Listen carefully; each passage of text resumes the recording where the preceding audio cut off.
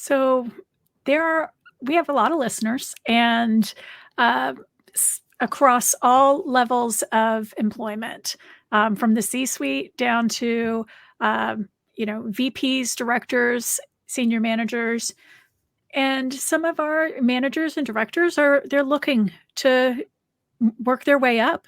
They want to eventually be in the C-suite. So what is your advice to the managers and directors out there who are watching and they want to move up into the C-suite someday?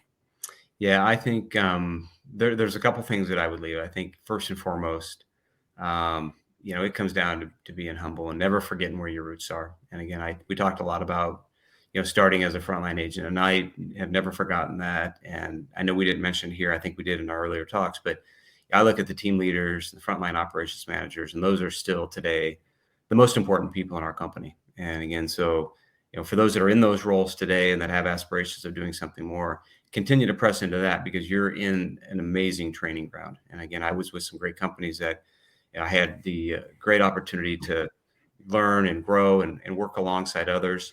I think it's listening to your leaders. It's surrounding yourself with good people.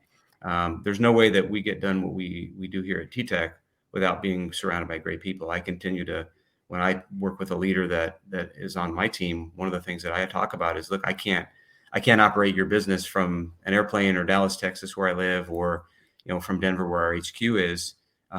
These leaders have huge responsibilities. They've got keys to run those operations.